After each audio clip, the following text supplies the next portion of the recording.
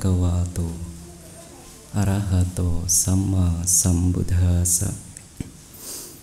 Namo tassa bhagavato arahato sama sambuddhassa. Namo tassa bhagavato arahato sama sambuddhassa. Yasa danena silena sanyamena dhamena ca nidi sunihito hoti itiya purisasawati. Terpujilah Sang Bhagawa yang Maha Suci, yang telah mencapai penerangan sempurna.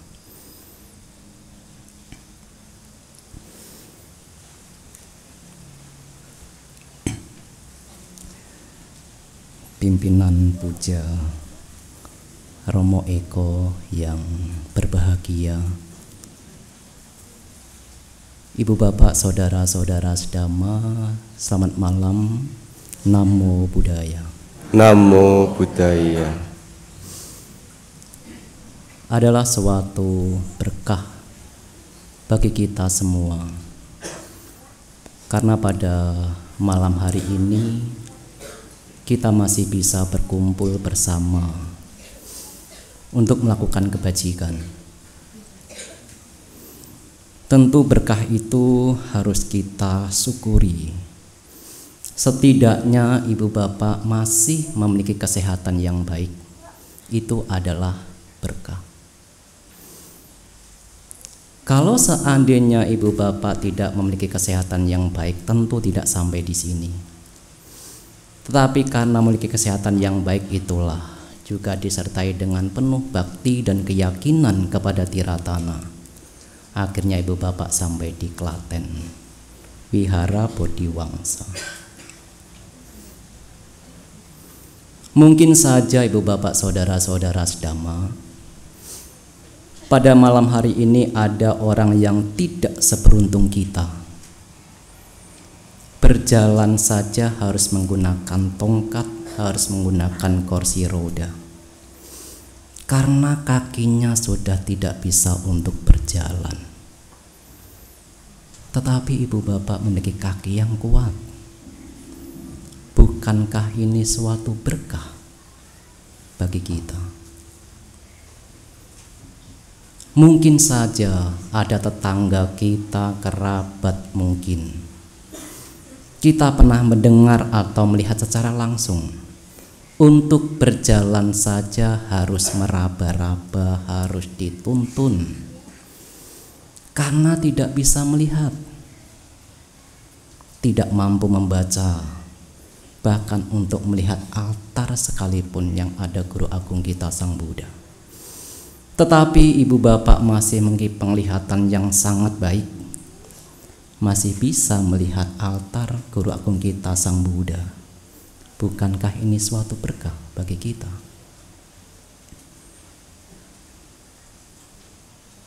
Ketika mungkin saja kita pernah melihat, pernah mendengar, ada orang yang untuk mendengar saja harus menggunakan alat.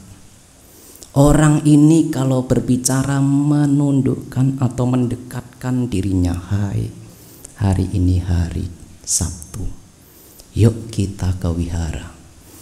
Tidak memiliki pendengaran yang baik, tetapi ibu bapak masih memiliki pendengaran yang baik. Bukankah ini juga suatu berkah bagi kita? Memiliki kaki yang kuat, memiliki kedua tangan, memiliki penglihatan yang jelas, memiliki pendengaran yang baik, itu bukan muncul secara tiba-tiba, bukan. Di dalam agama Buddha tidak ada yang muncul secara tiba-tiba, tidak ada. Tetapi karena berkat berdana, karena berkat mempraktekkan moralitas, itulah kenapa sekarang kita memiliki kesehatan yang baik. Tadi di dalam Nidhi Kanda Sutta sudah jelas disampaikan bahwa pahala-pahala dari berdana, pahala dari praktek moralitas, dan pengembangan batin begitu sangat besar pahalanya. Memiliki rupa yang menawan, wajah yang menawan, hingga memiliki kelahiran yang baik. Masihkah kita masih membiarkan kehidupan ini berlalu begitu saja? Ketika kita mengetahui, ketika kita mengerti bahwa untuk bisa terlahir menjadi manusia, apalagi memiliki fisik yang sempurna, itu karena berkat perdana praktek moralitas. Lalu apakah kita akan menyia-nyiakan hidup ini berlalu begitu saja? Kalau kita ingin bisa terlahir kembali menjadi manusia, dana sila bawana, itu adalah cara terbaik yang bisa dipraktekkan untuk bisa mengkondisikan kembali ke alam manusia. Ya benar, sekarang kita sudah memiliki kelahiran sebagai manusia, kita juga memiliki fisik yang sempurna, tapi siapa yang berani menjamin kehidupan yang akan datang kita akan terlahir kembali menjadi manusia? Adakah yang berani menjamin? Tidak ada. Dana, sila, meditasi, 3 hal ini yang menjamin diri kita untuk bisa memiliki kelahiran yang baik. Ibu bapak saudara-saudara sedama, tidak hanya umat Buddha di daerah yang begitu sangat semangat untuk melakukan dana kepada sangga. Saya pernah mendengar ketika masih di Jakarta, pernah mendengar ada seorang ibu-ibu yang usianya sudah agak sepuh, tidak muda lagi. Ia bercerita, "Oh Bante, dulu ketika saya masih muda, saya pernah pada saat hari Katina berdana di masa Katina lebih dari 30 kali. Lebih dari 30 kali selama 1 bulan, karena masa Katina itu hanya 1 bulan.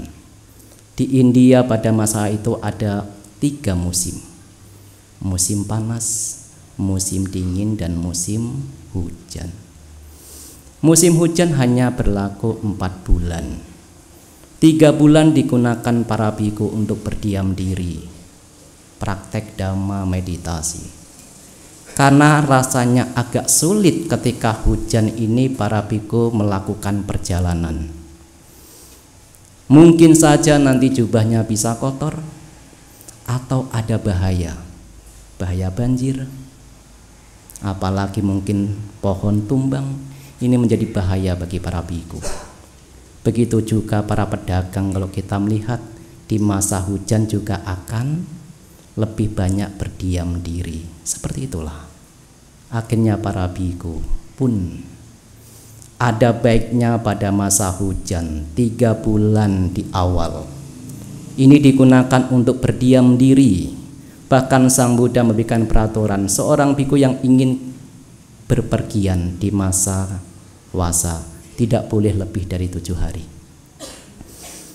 Boleh pergi tetapi tidak lebih dari 7 hari, tapi ada syaratnya. Mungkin ada ibunya yang sakit, seorang biku diizinkan untuk pergi meninggalkan tempat puasa untuk merawat ibunya yang sakit, tapi tidak lebih dari 7 hari. Atau mungkin karena ayahnya yang sakit, atau mungkin juga karena ada teman atau sahabat dalam kehidupan sebagai brahmacari menjadi seorang biku. Ketika itu ada rasa bosan, saya ingin lepas jubah, maka seorang biku boleh datang kepada biku tersebut untuk menegakkan kembali semangatnya. Yuk, berjalan kembali, semangat lagi. Seorang biku diizinkan, tetapi tidak lebih dari 7 hari. Setelah itu harus balik lagi. Atau mungkin karena umat ingin mendapatkan dhamma, ingin menegakkan keyakinannya kepada Tiratana. Umat ini mengundang, "Oh Bante, saya ingin mendengarkan dhamma. Demi kebaikan saya, demi kesejahteraan saya dalam waktu yang panjang, ajarkanlah dhamma. Demi keyakinan saya kepada Tiratana." Pada saat itu seorang biku boleh meninggalkan tempat wasa untuk mengajarkan dhamma, tetapi tidak lebih dari 7 hari. Itulah begitu sangat spesial di musim hujan. Dan ketika 3 bulan ini sudah dijalani dengan penuh, seorang biku menjalankan masa wasa, masih ada 1 bulan. Itulah ada beberapa umat yang berbakti kepada Buddha, Dhamma, dan Sangha, mengundang para biku, oh Bante, saya ingin berdana kepada Sangha, datanglah ke wihara kami. Berikan kesempatan para umat untuk berbakti kepada Buddha, Dhamma, dan Sangha dengan berdana. Itulah akhirnya saya bisa sampai di sini karena undangan. Saya tidak meminta kepada Romo Eko, nanti tanggal 2 saya akan datang. Tidak. Hanya diundang, oh Bante, kami ingin mengadakan Sangha Dana di masa Katina. Tentukan kapan tanggalnya. Akhirnya saya memberikan tanggal 2. Ibu bapak saudara-saudara sedama, saya akan memulai cerita betapa sangat besar jasa dari Perdana. Di masa Sang Buddha ketika muncul di dunia, ada seorang Bante yang suka jalan-jalan. Tetapi yang perlu diketahui ibu bapak, Bante yang suka berjalan-jalan ini berbeda dengan kita. Mungkin kita berjalan-jalannya untuk mendapatkan kesenangan, kebahagiaan, tetapi Bante ini berbeda. Jalan-jalannya sampai ke alam dewa. Bante ini bukan sembarangan. Jalan-jalannya berkeliling ini ke alam dewa, ke alam surga. Siapa beliau? Bante Moggallana.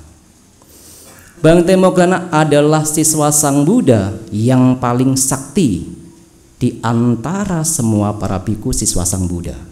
Kesaktiannya nomor 2 setelah Sang Buddha. Paling sakti.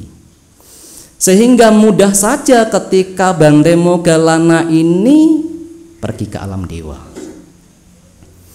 Pada saat Bante Moggallana ini menuju alam dewa, alam surga Tawatimsa. Ketika berada di alam surga Tawatimsa, dari kejauhan ini Bante Moggallana telah melihat istana yang begitu sangat megah, tinggi menjulang ke angkasa. Ini istana siapa? Yang begitu mewah, begitu indah, tinggi sekali. Ketika Bante Moggallana semakin mendekat, di situ ada beberapa para dewa dan dewi. Maka tidak melewatkan kesempatan itu, bertanyalah Bante Moggallana kepada para dewa di situ. Ini istana siapa? Istana yang begitu sangat megah, yang tingginya menjulang ke angkasa. Para dewa ini menjawab, oh Bante, ini adalah istana untuk perumah tangga bernama Nandiya. Bante Moggallana agak bingung, bukan agak bingung ya, bertanya lebih jauh lah. Bukankah perumah tangga Nandiya masih hidup di alam manusia? Kenapa sudah ada istana yang akan menyambutnya ketika mengalami kematian? Maka untuk menjawab pertanyaan itu, Bante Moggallana turun kembali ke bumi, menemui Sang Buddha.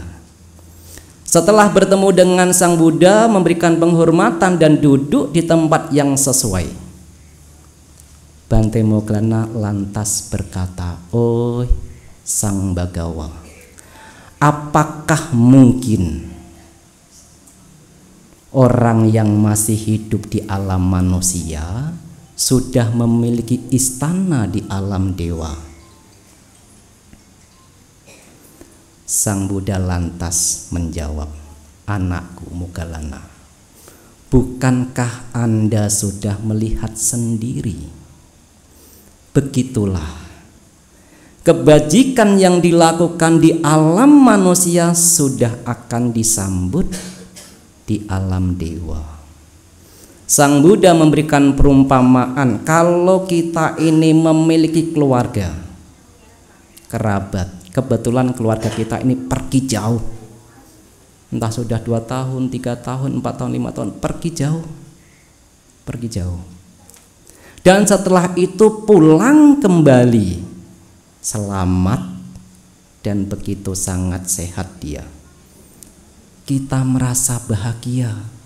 Oh, saudara saya pulang kembali. Sedangkan saudara kita ini orangnya baik sekali. Maka begitu sangat bahagia keluarga di rumah untuk menyambutnya. Begitulah ibu bapak. Orang yang berbuat kebajikan akan disambut di alam dewa. Seolah-olah dewa yang di alam surga Tawatimsa telah kehilangan saudara kerabat. Dan pada saat itu kembali lagi ke alam dewa. Betapa sangat bahagianya para dewa di alam surga Tawatimsa menyambut kepulangan rumah tangga bernama Nandia.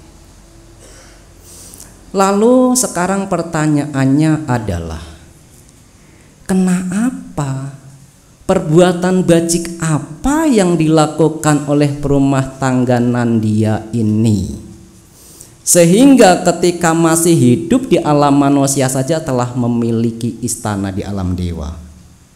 Ibu bapak saudara-saudara sedama, ada satu kebajikan yang dilakukan oleh perumah tangga Nandia.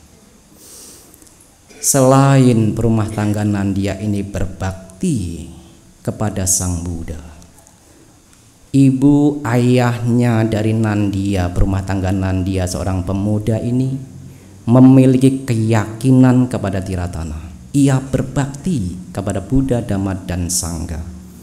Karena ibu dan ayahnya berbakti kepada Buddha, Dhamma, dan Sangha, ibunya ini juga menekankan anaknya, ayo milikilah keyakinan kepada Buddha, praktekkanlah Dhamma, hormatilah para Sangha.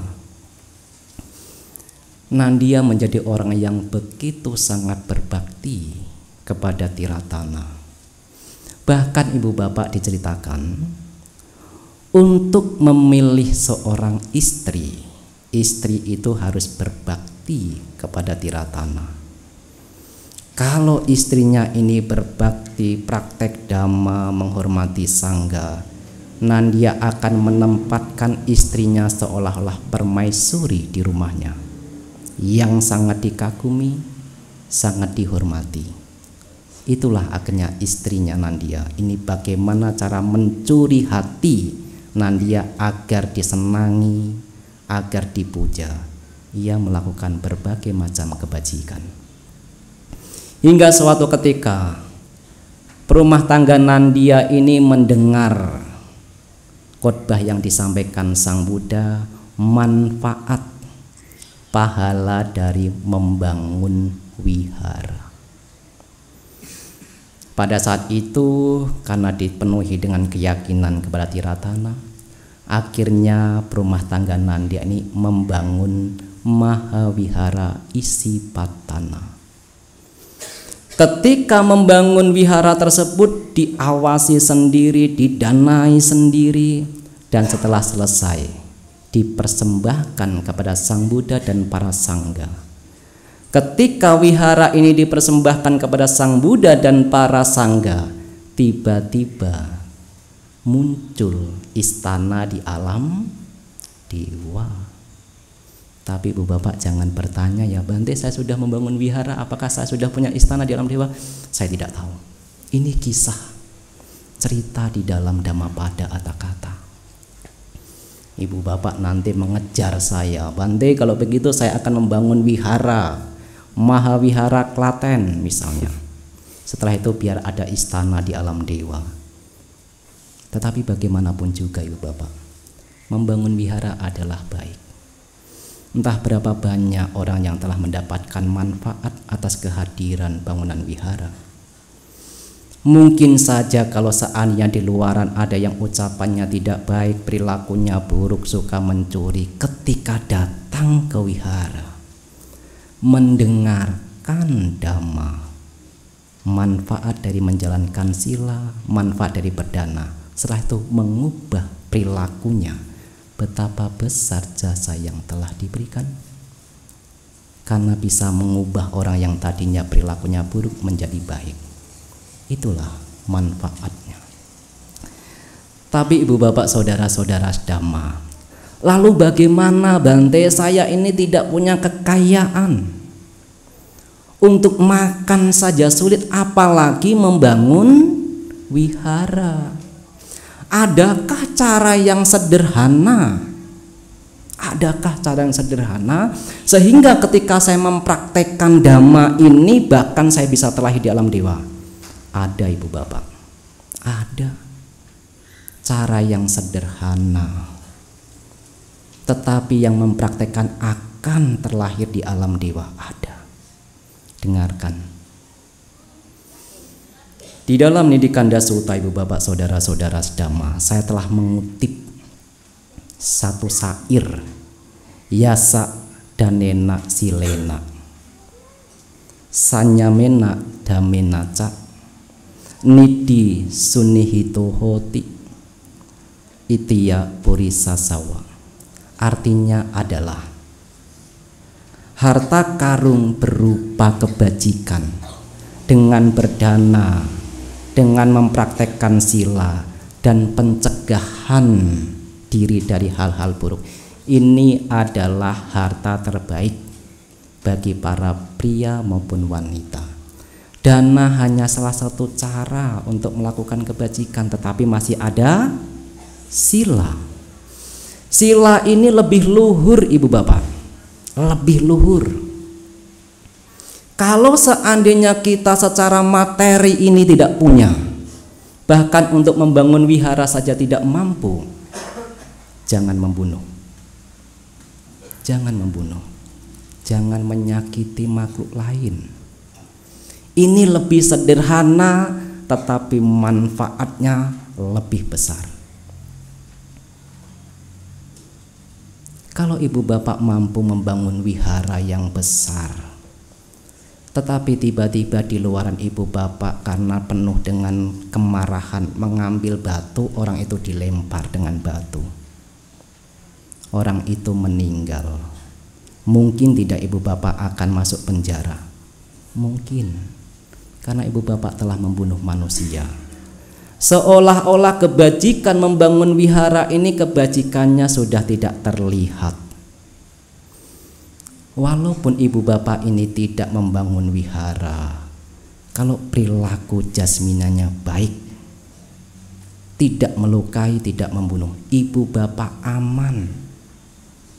Ibu bapak tidur dengan tenang karena tidak dikejar oleh penyesalan. Hindari pembunuhan, hindari melukai makhluk lain. Sederhana, manfaatnya lebih besar.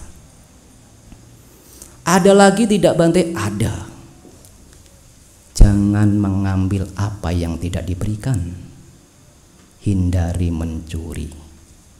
Ini sederhana, tidak membutuhkan biaya ibu bapak, tapi manfaatnya begitu sangat besar. Ibu bapak mampu membangun sekolahan, mampu membangun rumah sakit, tapi kalau ibu bapak korupsi, ibu bapak akan dicela. Seolah-olah kebajikan dari membangun rumah sakit, membangun sekolah itu runtuh begitu saja.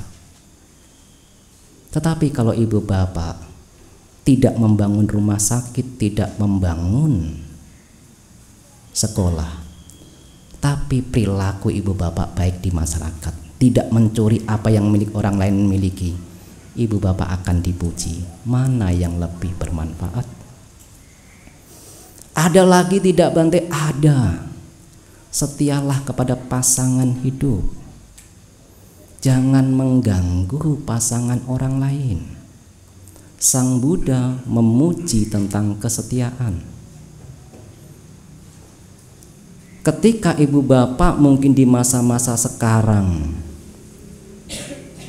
menikah karena sudah memutuskan saya ingin menjalani kehidupan sebagai berumah tangga, biasanya akan pemberkahan di wihara. Di wihara biasanya membaca ikrar pernikahan. Ibu bapak nanti cek ikrar pernikahan. Ikrar pernikahan biasanya diambil dari Sigalowada Sutta. Ada kewajiban sebagai suami, kewajiban sebagai istri. Menariknya ibu bapak, poin yang ketiga, baik kewajiban sebagai istri, baik kewajiban sebagai suami, sama-sama setia, tidak mengambil atau mengganggu pasangan hidup orang lain. Kesetiaan ini ibu bapak bisa berlanjut. Saya akan menceritakan satu kisah bagaimana Pangeran Siddhartha dan Putri Yasodhara ini menjadi pasangan yang begitu sangat setia. Ketika Pangeran Siddhartha telah meninggalkan istana untuk menjadi seorang petapa, patut diketahui pada saat itu Putri Yasodhara tinggal di istana. Banyak pangeran, banyak brahmana kaya datang ke istana untuk mempersunting Putri Yasodhara. Ya sudahlah, ikut saya saja. Anda ini Putri Yasodhara kan sudah ditinggal Pangeran Siddhartha, sudahlah, lupakan Pangeran Siddhartha, ikut saya. Tetapi ibu bapak saudara-saudara Dhamma, diceritakan ketika petapa Siddhartha telah mencapai kesempurnaan menjadi Sama Sambuddha, kembali ke istana karena undangan Raja Suddhodana. Pada saat itu Raja Suddhodana ini memuji perilaku dari Putri Yasodhara. Oh Sang Bagawa, ketika Bante pergi dari istana, banyak pangeran, banyak orang kaya datang untuk mempersunting Putri Yasodhara. Tetapi karena keteguhannya, Putri Yasodhara bahkan tidak bergeming untuk mencari suami baru.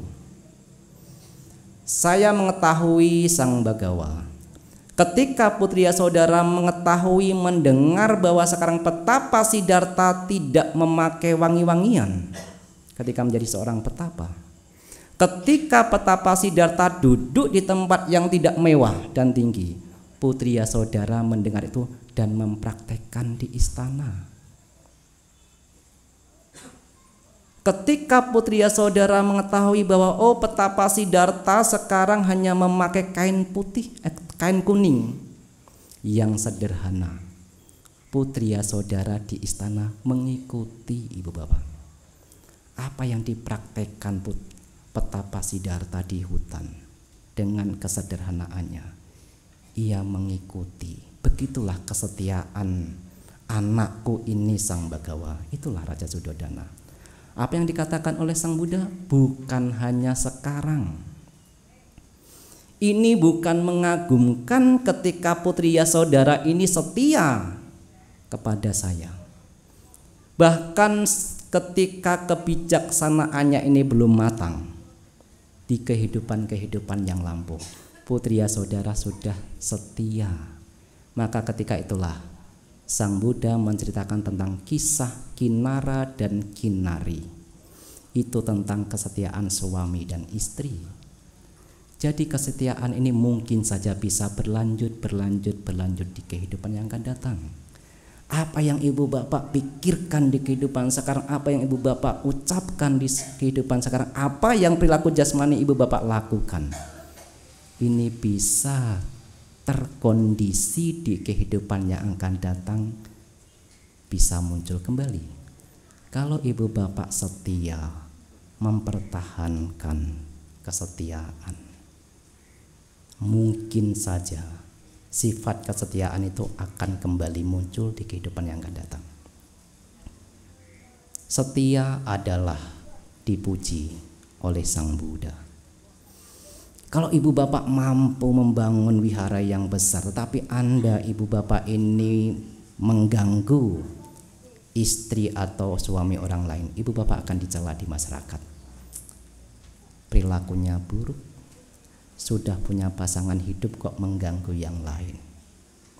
Walaupun ibu bapak menjadi orang yang dermawan, seolah-olah kebajikan dari perdana itu tidak terlihat. Begitu juga ibu bapak, ketika ibu bapak jujur, itu juga akan membantu. Itu juga perilaku yang baik di masyarakat. Dan pada akhirnya ibu bapak, hindari minum-minuman keras. Minuman keras adalah menyebabkan seseorang menjadi tidak sopan. Apa yang rahasia yang telah disimpan dalam-dalam, ketika mabuk, rahasia itu bisa diungkapkan. Saya pernah melihat dulu sebelum menjadi samanera dan belum menjadi seorang biku, ada yang mabuk ibu bapak, dan temannya ini menanggap, ini ditangkap mau saja lucu. Padahal ketika waras tidak mabuk, ia begitu sangat hati-hati dalam berbicara. Jangankan berkata kasar ibu bapak, jangankan berkata kasar, yang begitu sangat sopannya kepada ibu dan ayahnya. Tetapi ketika mabuk, ia berani memukul. Sudah tidak lagi berbicara tentang kasar, tetapi sudah melalui tindakan. Itulah bahaya dari mabuk.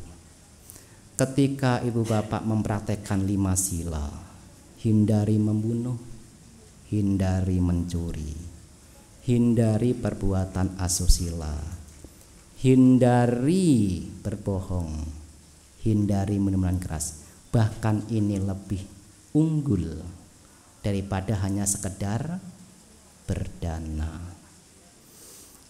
Kalau kita belum mampu membantu orang lain, tapi jangan berbuat jahat. Seperti itulah yang disampaikan Sang Buddha. Sabapapa saakaranang, itu yang pertama. Jangan berbuat jahat. Ini dulu. Sebelum kita mampu berbagi, sebelum kita mampu berdana, tetapi jangan membunuh, jangan mencuri, jangan berbuat asusila, jangan berbohong, hindari minuman keras. Ini yang dianjurkan oleh Sang Buddha. Jangan berbuat jahat. Ini yang pertama.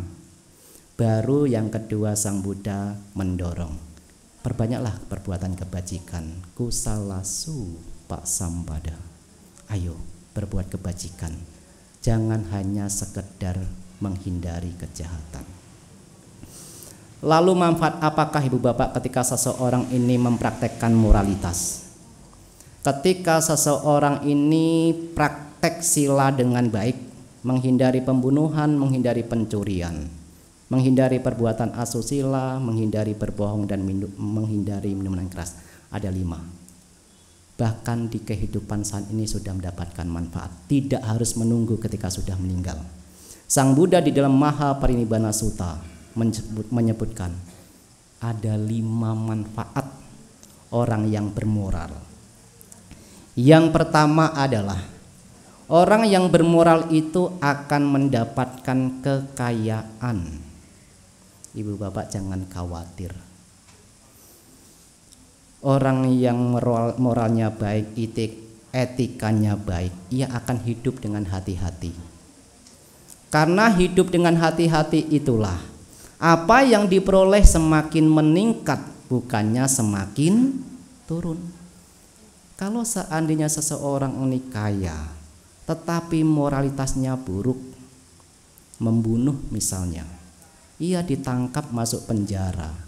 Sudah berapa banyak kekayaan yang dihabiskan di dalam penjara.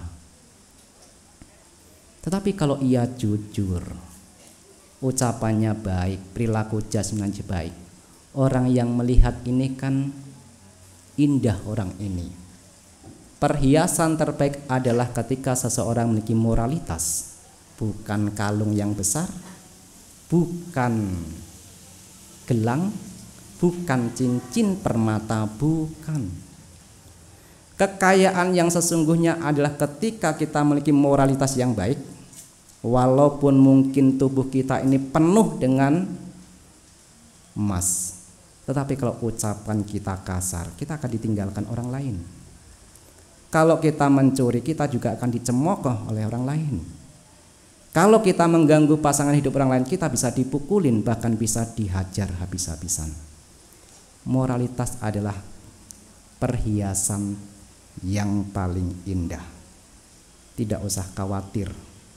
Kalau ucapannya baik, perilaku jasmaninya baik, orang ini indah dilihat, baik sekali. Itu adalah yang pertama. Orang yang bermoral akan mendapatkan kekayaan. Tidak perlu khawatir. Maka jaga ucapan, jaga perilaku jasmani.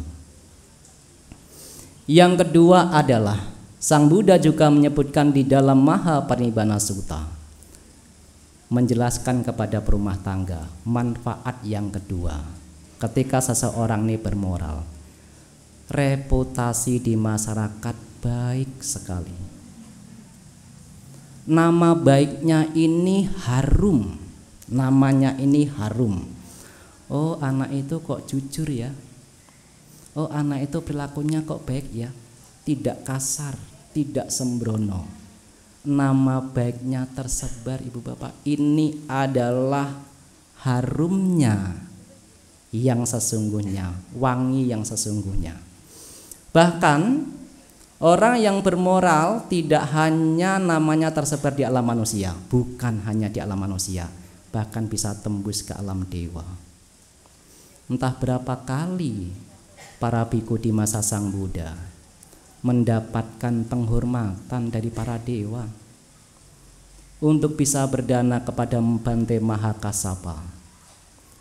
Dewa Saka harus turun ke bumi hanya sekedar untuk berdana. Itu bukan karena ujuk-ujuk, tapi karena kesempurnaan moralnya.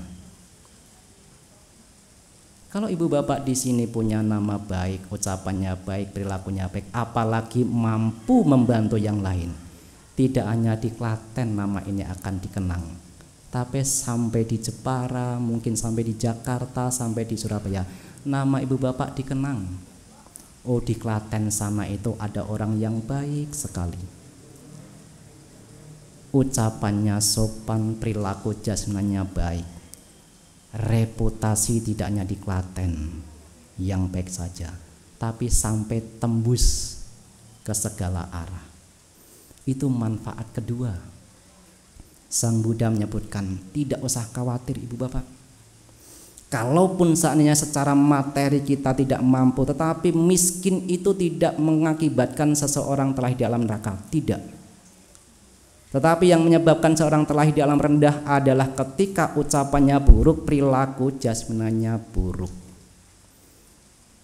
Walaupun secara materi tidak punya, ucapan baik, perilaku jasmani baik, bisa membawa ke alam bahagia. Manfaat kedua adalah reputasi baik. Manfaat ketiga ibu bapak, ia begitu sangat percaya diri ketika memasuki perkumpulan. Ada perkumpulan, ada perayaan di Wihara Klaten, ia begitu sangat percaya diri, begitu keyakinan masuk ke dalam Dhammasala. Tapi coba kalau kebetulan ia ini suka mencuri, sudah was-was. Wah, kemarin saya kan manggil HP-nya dia, nanti tahu tidak ya dia kalau saya datang ke wihara. Sudah was-was. Orang yang bermoral akan penuh percaya diri, duduk dengan tenang, tidak khawatir. Kenapa? Karena ucapan dan perilakunya tidak tercela, maka orang tidak akan mencelanya. Yang kedua, yang ketiga adalah duduk dengan begitu sangat percaya diri. Ibu bapak diundang RT-nan, RW-nan, mungkin umat Buddha di daerah itu ada upidana. Kalau di Jepara ada upidana di tempat saya. Upidana itu satu kelompok berkumpul menjadi satu, iuran, setelah itu dikopyo, arisan. Tapi khusus umat Buddha, upidana. Mungkin 2 minggu sekali berkumpul, arisan. Ketika ia moralnya baik, ia dengan penuh percaya diri akan masuk ke segala perkumpulan, tidak hanya di tempatnya sendiri, di daerah-daerah lain. Yang keempat, Ibu Bapak, orang yang bermoral itu ketika meninggal penuh dengan ketenangan, tidak ada rasa takut. Kenapa? Karena dia tidak melihat ucapannya yang buruk, perilakunya yang buruk. Karena ia meninggal dengan tenang, dengan damai, manfaat yang kelima Sang Buddha menyebutkan, terlahir di alam bahagia. Tidak hanya berdana, Ibu Bapak, bisa terlahir di alam dewa. Praktek moralitas justru Sang Buddha telah menunjukkan 5 manfaat: mendapatkan kekayaan, setelah itu memiliki reputasi yang baik di masyarakat, nama baiknya atau nama harumnya, atau ia begitu sangat percaya diri masuk ke dalam perkumpulan. Ketika meninggal damai, dan ketika telah meninggal terlahir di alam bahagia. 5 manfaat. Ada manfaat yang diperoleh di kehidupan saat ini, seperti kekayaan, seperti reputasi yang baik, seperti penuh percaya diri ketika berkumpul, dan manfaat setelah kematian, terlahir di alam bahagia. Ini adalah cara sederhana yang tidak membutuhkan kekayaan. Kita hanya mencegah untuk tidak berbicara bohong. Kita hanya mencegah untuk menghindari segala macam perbuatan buruk melalui jasmani. Lalu bahaya apa kalau seseorang ini melanggar moralitas? Saya akan menceritakan satu kisah. Saya akan banyak bercerita, Ibu Bapak, masih 2 cerita yang akan saya sampaikan. Tetapi yang kedua cerita ini adalah bahaya kalau kita melanggar sila. Ketika Sang Buddha muncul di dunia, ada seorang rumah tangga bernama Cunda. Cunda ini hampir 50 tahun kehidupannya digunakan untuk membunuh babi-babi. Ia penjagal babi. Selain babi ini dibunuh untuk dimakan, Cunda juga akan menjualnya. Dan berbahayanya, Ibu Bapak, ngerinya Cunda ini, babi ditangkap, dikurung, setelah itu mulutnya dibuka lebar-lebar. Setelah membuka itu, Cunda mengambil air panas. Air panas dimasukkan ke dalam mulutnya hingga masuk ke dalam tubuh atau perut dari babi. Selama yang keluar masih kotor airnya, selama itu juga Cunda akan selalu memberikan air panas. Ibu Bapak bisa membayangkan betapa sangat sakitnya babi itu. Baru ketika air yang keluar ini dari perut babi ini bersih dari kotoran, Cunda baru membunuh babi tersebut. Hampir 50 tahun kehidupannya digunakan untuk membunuh. Suatu ketika, Ibu Bapak, saat ada para biku sedang berpindah patah, melewati rumah dari Cunda tersebut, para biku ini mendengar rumah Cunda begitu sangat berisik, seperti ketika babi-babi ini ingin dibunuh. Begitulah berisiknya sampai tembus ke jalan. Para biku itu mendengar kejadian seperti itu, berisiknya babi yang ingin dibunuh itu selama 7 hari. Selama 7 hari itu para biku setiap melewati rumah dari Cunda mendengar betapa berisiknya rumah Cunda. Sehingga setelah sampai di wihara, para biku itu berkumpul bersama, berdiskusi atau bercengkrama. Betapa banyak babi-babi yang dibunuh Cunda selama 7 hari ini. Ia mengadakan pesta apa ya? Kok sepertinya babi ini banyak sekali dibunuh. Ketika Sang Buddha mendengar para biku ini berbicara, berdiskusi, Sang Buddha berdehem untuk menghentikan perbincangan para biku. Ketika Sang Buddha memasuki Dhammasala, duduk di tempat yang sesuai. Sang Buddha selalu duduk di tempat yang sesuai, artinya ya lebih tinggi lah ya duduknya. Pada saat itu Sang Buddha bertanya, "Oh para biku, diskusi apa yang sedang dibicarakan sehingga berhenti ketika saya datang?" "Oh Sang Bagawa, kami sedang berbincang-bincang betapa banyak babi-babi yang telah dibunuh oleh Cunda. Hampir 7 hari ini kami mendengar berisiknya rumah Cunda. Sedang mengadakan pesta apa Cunda?" Menariknya Ibu Bapak, Sang Buddha menjawab, "Oh para biku, Cunda bukan sedang membunuh babi. Cunda bukan sedang mengadakan pesta. Tetapi Cunda telah menerima perbuatan buruk yang ia lakukan. Selama 7 hari itu diceritakan Cunda ini telah mendapatkan akibat buruk dari perbuatan yang dilakukan karena membunuh babi.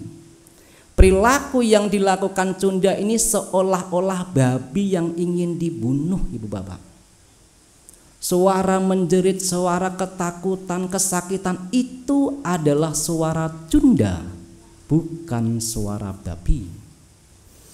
Karena begitu sangat takutnya keluarga dari Cunda ini, sampai pintu ini dikunci dengan palang yang besar-besar karena takut. Cunda ini seolah-olah sudah seperti babi yang ingin dibunuh. Perilakunya, ucapannya, ini ucapan meraung-raung. Selama 7 hari Cunda telah mendapatkan penderitaan. Dan setelah 7 hari itu, ketika Cunda mengalami kematian, Sang Buddha menyebutkan Cunda akan terlahir di alam neraka. Itu bahaya kalau melanggar sila. Itulah, maka kita mesti hati-hati. Meninggal karena kelaparan, kalau kita mampu menjaga pikiran kita, tidak mengkondisikan kita telah di alam rendah. Walaupun kaya banyak harta, tetapi kalau perilakunya buruk, itu akan menyeret ke alam menderita, bukan karena harta. Orang bisa terlahir di alam neraka atau alam surga bukan karena harta, tapi karena ucapan dan karena perilaku jasmani. Itu bahayanya Ibu Bapak. Mulai sekarang berlatih. Oh Bante, tapi dulu ini saya pernah membunuh, perilaku saya buruk di masa yang lalu, ucapan saya juga penuh dengan kebohongan. Ibu Bapak, itu dulu. Kita tidak bisa mengubah masa lalu. Apa yang telah lewat kita tidak akan bisa kembali. Orang yang paling baik adalah orang yang ketika menyadari, ya, dulu saya pernah berbuat buruk, ucapan saya buruk, perilaku jasmani saya buruk, tapi itu dulu. Mulai sekarang saya akan mengubah diri saya. Ucapan baik, perilaku baik, ini adalah orang baik. Menyesal apakah boleh Bante? Boleh, tapi sekadarnya saja. Jangan berlarut-larut, karena penyesalan tidak akan mengubah keadaan. Penyesalan digunakan untuk memotivasi menjadi lebih baik. Kalau orang tidak pernah menyesal, ini bahaya. Melakukan keburukan tidak menyesal, ini bahaya. Artinya ia tidak tahu bahwa itu adalah perbuatan buruk. Sang Buddha memuji para biku yang walaupun telah melakukan pelanggaran, mengakui bahwa ia melakukan pelanggaran. Kenapa? Karena ada kemungkinan biku ini akan mengubah perilakunya di masa mendatang. Itulah pujian Sang Buddha. Maka Mungkin saja di masa-masa yang lalu, di waktu-waktu yang lalu, karena kelalaian kita, karena ketidaktahuan kita melakukan perbuatan buruk. Tetapi itu masa lalu. Seperti halnya matahari ketika sudah terbit, tidak akan kembali lagi, akan berlanjut. Kita bisa mencontoh dari pemuda Anggulimala. Entah berapa banyak manusia yang telah dibunuh oleh Anggulimala. Tetapi setelah menjadi seorang biku, Anggulimala praktek dengan sungguh-sungguh, usaha dengan sungguh-sungguh, akhirnya menjadi salah satu bante yang tidak akan terlahirkan kembali. Sudah terbebas dari penderitaan secara total. Inilah ibu bapak saudara-saudara sedama. Kalau kita belum mampu membangun wihara tidak menjadi soal. Tetapi jangan berbuat jahat. Hindari perbuatan buruk melalui ucapan berbohong, melalui perilaku jasmani, menyakiti, membunuh, mencuri, berbuat asusila. Kalau kita telah mempraktekkan sila, tentu ini lebih luhur. Tentu kalau kita mampu kita berdana, itu sangat baik. Artinya telah kita melakukan kebajikan, kita juga menghindari perbuatan buruk, lengkap. Tetapi satu lagi, sebelum saya menutupnya, dana saya telah sampaikan, sila saya telah sampaikan. Karena di dalam didikan Dasuta, dana, sila, dan bawana, meditasi ini yang terakhir. Walaupun sulit untuk menjelaskan tentang meditasi, tapi saya ingin mengambil intinya saja. Satu kisah lagi sebelum saya menutupnya. Bagaimana bahkan orang yang sakit sekalipun ia dapat mengungguli para dewa yang lain. Ibu bapak saudara-saudara sedama, di Magadha, kalau saya tidak salah mengingat, ada seorang yang miskin sekali, miskin. Untuk makan itu harus meminta-minta, miskin sekali, hidupnya miskin. Ia tidak mampu memiliki rumah, bahkan makan saja harus minta. Selain dia hidupnya miskin, tidak punya harta, hidupnya meminta-minta, satu lagi penderitaan bagi orang ini. Ia berpenyakit kusta, lepra. Lengkap sudah kesedihannya, penderitaannya. Penyakit kusta, ia juga miskin. Suatu ketika ibu bapak, ketika Sang Buddha sedang berada di Magadha, pada saat itu banyak orang berkumpul. Supabuddha ini adalah nama dari orang ini, yang miskin, yang berpenyakit kusta. Ketika Supabuddha dari kejauhan melihat orang bergerombol, di dalam pikirannya muncul, oh di sana ada pembagian makanan, saya akan datang ke sana. Itulah orang yang meminta-minta. Supabuddha melihat, oh di sana ada orang bergerombol, saya akan datang untuk meminta. Tetapi ketika datang sampai di gerombolan tersebut, Supabuddha kecewa. Ya, tidak ada pembagian makanan. Justru Sang Buddha sedang membabarkan Dhamma. Kecewa Supabuddha. Ya, tidak ada pembagian makanan. Tapi bagaimanapun juga Supabuddha sudah sampai di sana.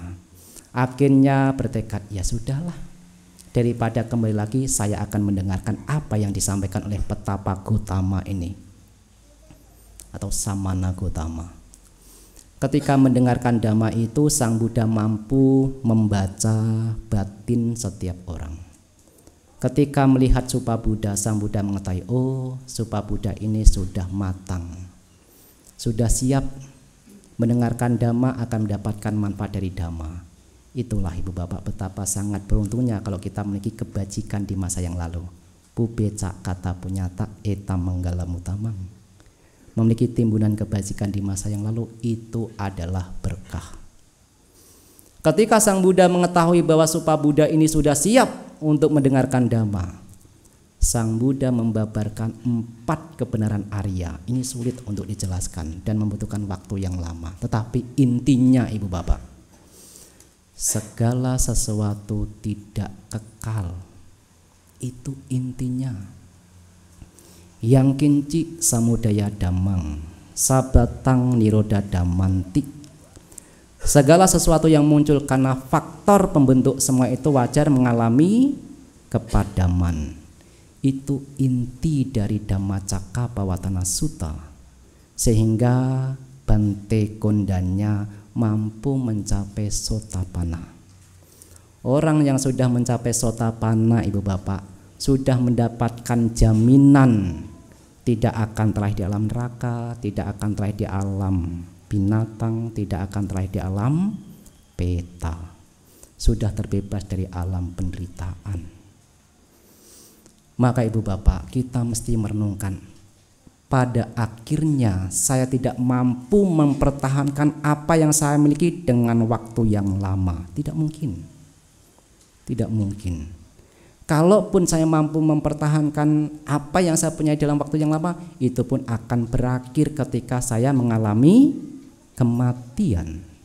Rumah yang begitu sangat kokoh, wihara yang begitu sangat kokoh mungkin saja mampu 2 tahun, 5 tahun, 10 tahun, 100 tahun, 200 tahun. Tapi pada akhirnya itu pun akan kita tinggalkan. Jangan melekat. Ini pun akan berlalu.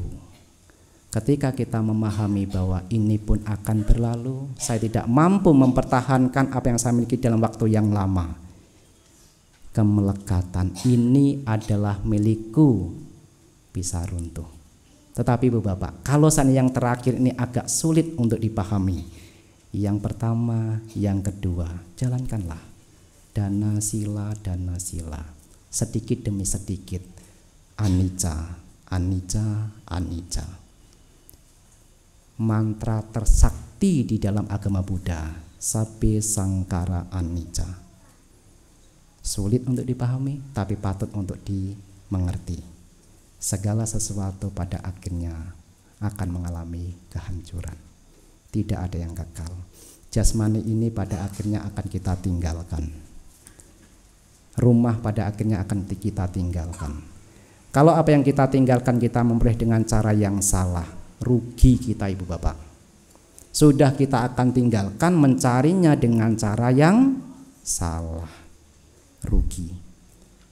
Maka dana sila, bawana, panya kebijaksanaan, anicca, anicca, anicca. Ini yang akan mampu membebaskan kita dari penderitaan secara total. Inilah Ibu Bapak, saudara-saudara sedama yang bisa saya sampaikan pada malam hari ini.